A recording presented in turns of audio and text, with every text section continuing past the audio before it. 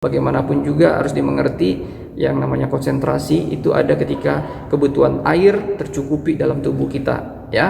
Sarapan juga penting karena kita nggak mau tuh ada mahasiswa yang justru pada saat sidang skripsi keadaan ruangan hening bunyi isi perutnya krek katanya kan, walah ya itu benar-benar kamu udah satu malu, pasti kamu konsentrasi atau fokusnya terbelah terpecah gitu ya, dan pastinya kamu ngomong pun jadi serba salah.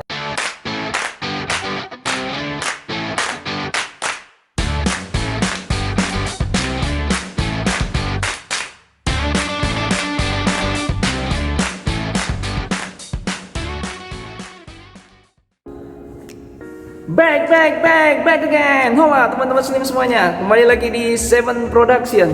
Teman-teman, kali ini kita akan coba tuh mengangkat masalah atau materi tentang skripsi. Nah, jadi teman-teman kita mengerti bahwa teman-teman sudah sangat-sangat bekerja keras, sudah sangat-sangat berhasil pada akhirnya menyelesaikan penulisannya, ya. Akhirnya di ACC oleh dosen pembimbingnya. Teman-teman jangan sia-siakan kerja keras teman ini dengan mendapat nilai yang mungkin nanti pada akhirnya kurang memuaskan buat teman-teman. Ya, jadi di video kali ini gue akan coba tuh untuk membantu teman-teman memberikan semacam kisi-kisi apa saja yang harus dipersiapkan supaya nanti sidang skripsinya lebih terbantu buat teman-teman. Terlebih lagi nilainya akan bagus. Ya, jadi teman-teman harus mengingat bahwa porsi terbesar dari semester skripsi ini adalah pada saat sidang skripsinya. Ya, jadi penilaian untuk format penulisan atau teman-teman punya skripsi itu juga menyumbang nilai, tetapi yang paling besar adalah ketika teman-teman pada saat ada di ruangan sidang dengan dosen-dosen pengujinya. Ya, jadi ini semua harus dipersiapkan, dan apa saja hal-hal yang harus teman-teman persiapkan ini yang akan kita bahas di video kali ini. Namun sebelumnya teman-teman, jangan lupa juga untuk berinvestasi terlebih dahulu dengan menekan tombol subscribe, share, like, dan komennya. Seperti apa pembahasannya? Check it out!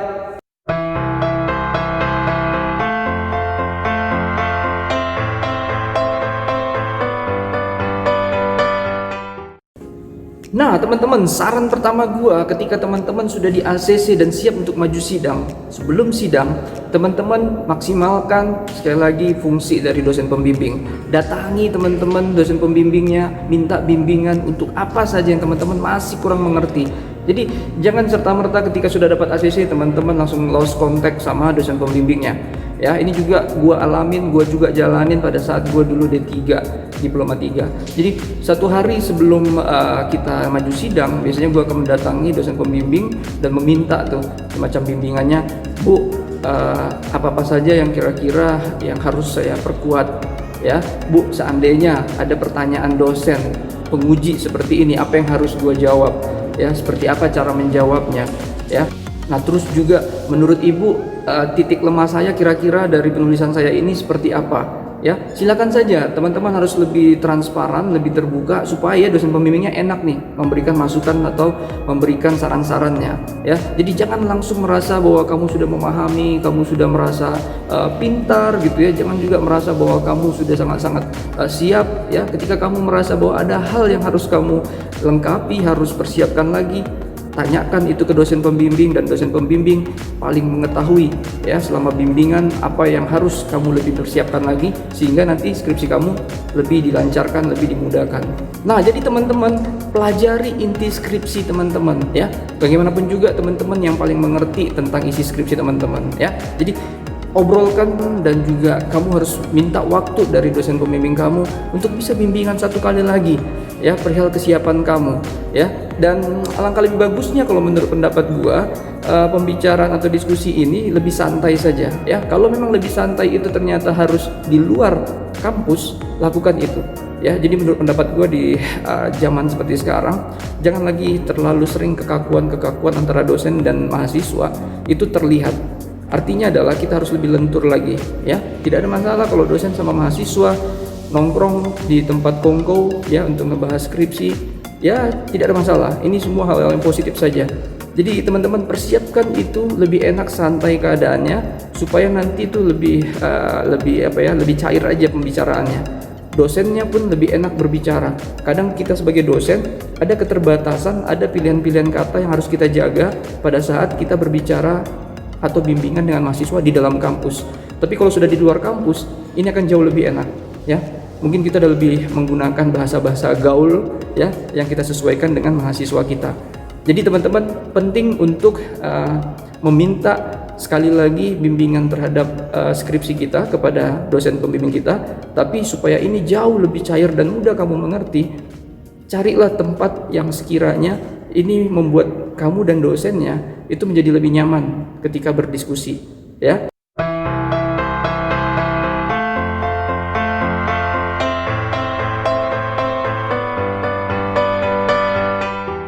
Nah, baik teman-teman, yang kedua adalah persiapan lebih kepada membuat presentasi atau slide PPT kamu, ya. Jadi teman-teman jangan anggap sepele PowerPoint, ya. Bagaimanapun juga kami sebagai dosen penguji itu ngerasa bahwa ya kamu punya penelitian atau penulisan ini bermutu, sedikit banyak kita akan melihat dari PowerPoint kamu, ya. Jadi harus dilihat juga bagaimana slide-nya, apakah terlalu monoton, ya, terlalu banyak tulisan, ya.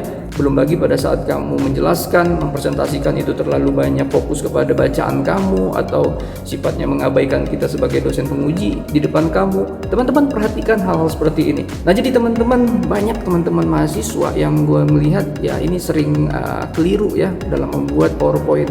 Jadi PowerPoint yang baik itu atau slide yang baik itu yang pasti ingat 63% manusia adalah tipe visual, ya. Kita semua jauh lebih memahami, jauh lebih akan mau menyimak ketika kita punya slide, yaitu lebih mengedepankan yang namanya sisi visualnya. Contohnya adalah tulisannya jangan terlalu banyak tuh, ya, di PowerPoint kamu, ya. Yang kedua, bermainlah dengan entah itu dengan gambar, ya, gambar yang pastinya ada hubungannya dengan kamu punya materi, ya. Jadi jangan juga materinya tentang misalnya kamar hotel terus kamu munculkan justru gambar SpongeBob gitu, ya. Ini pernah terjadi dan baru-baru ini bahkan gitu, ya. Nah, jadi teman-teman, ayo, kamu boleh aja suka sama SpongeBob, tapi sekali lagi idealisme kamu harus dikebelakangkan dulu tuh, ya. Kamu harus jauh lebih objektif pada saat sidang ini. Nah, jadi begitu juga dengan kalau memang kamu butuh video untuk ditampilkan, ini akan jauh lebih bagus, ya, jauh lebih bagus buat teman-teman untuk mempersiapkan videonya dengan baik, ya. Audionya juga teman-teman harus perhatikan, ya, supaya jangan sampai nanti macet pada saat kamu sedang menampilkan videonya. Nah, jadi teman-teman, intinya adalah kamu harus bisa membuat PowerPoint kamu yang ringkas dan jelas, ya. Terlebih lagi menarik, ya. Kalau memang menarik itu harus kamu punya template atau background itu juga kamu buat. Tapi ingat sekali lagi, template background juga harus sesuai dengan kamu punya konsep, ya. Artinya dengan sesuai dengan materinya. Kalau materinya seperti ini, konsepkan background atau template-nya seperti ini. Jadi harus ada kesesuaian benang merahnya tuh, garis lurusnya harus ada, ya. Jadi dengan cara seperti itu kamu menunjukkan kualitas kamu juga tuh kepada dosennya. Nah, teman-teman jangan lupa juga untuk latihan, ya, latihan presentasi, ya. Bagaimanapun juga kamu nggak boleh tuh ya seolah-olah udah hidup gua mengalir aja lah, nantinya lihat nanti kalau memang gua lagi siap ya udah siap, ya. Ingat, hidup yang mengalir itu juga kurang bagus, ya. Sama seperti orang bilang bahwa ya gua pak hidup mah seperti air aja, ngikuti aliran air aja. Hati-hati kalau alirannya justru lari ke septic tank, kan nggak enak juga, bau gitu loh, ya. Persiapkan bagaimana kamu mempresentasikan PowerPoint kamu, ya. Latihan, baik itu bisa di cermin gitu, ya. Silakan saja teman-teman berbicara di cermin atau carikan teman partner kamu, ya, teman sparring kamu bila perlu tuh, ya. Mereka menjadi dosen pengujinya dan biarkan kamu menjelaskan, tanya jawab. Ini harus kamu siapkan sebelum skripsi. Nah, sekali lagi gue harus ingatkan bahwa ya practice makes perfect. Jadi setiap orang yang mengambil waktu untuk latihan dalam persiapannya, dia akan jauh lebih siap, ya, ketika harus ada di sidang skripsi nantinya. Jadi teman-teman, persiapkan diri kamu, perbanyak dengan yang namanya latihan, terutama presentasi gitu, ya. Presentasi terhadap materi kamu, dan juga yang pastinya kamu harus juga latihan sesi tanya jawab, cari teman-teman sparring kamu, atau juga mungkin kamu bisa meminta tolong dosen pembimbingnya kalau memang dosen pembimbingnya tidak keberatan, ya. Karena ini juga gue pernah lakukan pada saat sidang-sidang gue sebelum-sebelumnya.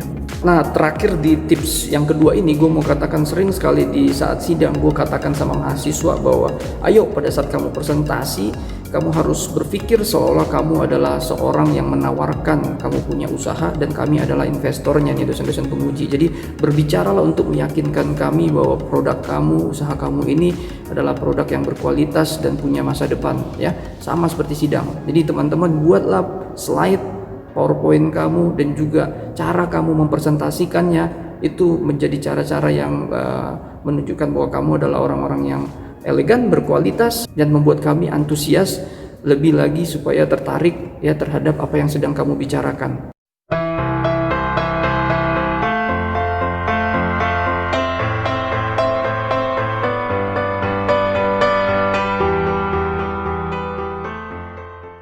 Nah, berikutnya teman-teman, hal yang harus teman-teman persiapkan penting sekali untuk datang lebih awal dari jadwal yang sudah ditetapkan. Teman-teman, penting ini karena sekali lagi salah satu usaha kita untuk bisa mencegah yang namanya nervous grogi adalah kita harus datang lebih duluan, mengetahui medan perang kita seperti apa, mulai terbiasa dengan medan perang kita gitu ya. Nah, gue juga harus ingatkan bahwa teman-teman harus mempersiapkan berpakaianlah yang rapi dan sopan ya, harus beretika nih. Jadi kalau seandainya kampusnya memang mensyaratkan harus memakai seragam ya yang sudah ditetapkan, kamu pakailah ya sesuai dengan groomingnya, rambutnya harus seperti apa ya. Kalau di dunia perhotelan ini sangat-sangat penting karena sekali lagi kamu penilaiannya juga paling besar melihat dari kamu punya attitude ya. Attitude juga bisa dilihat dari penampilan kamunya seperti itu. Nah, ada beberapa mahasiswa yang kita sering temukan, mereka berusaha untuk menjadi pribadi yang idealis ya, sepele terhadap peraturan ya. Gua hanya mau katakan bahwa ayo teman-teman mahasiswa, kita masih berada nih dalam dunia edukasi.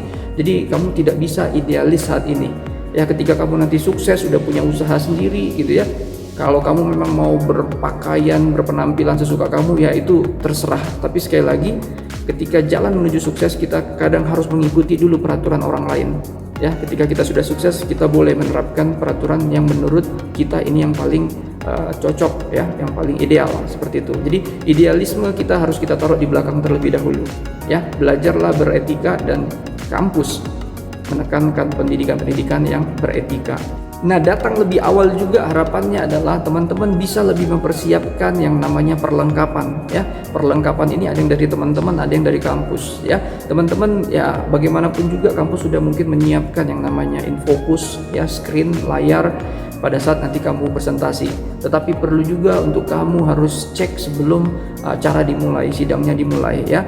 Ini penting karena menurut pendapat gua nervous kita biasanya dimulai ketika kita terburu-buru ya, napas kita wah, ini akan membuat kita jauh lebih tidak siap. Jadi dengan teman-teman sudah datang lebih awal mempersiapkan yang namanya perlengkapan yang ada di dalam kelas, dalam ruangan nanti, ini akan membantu.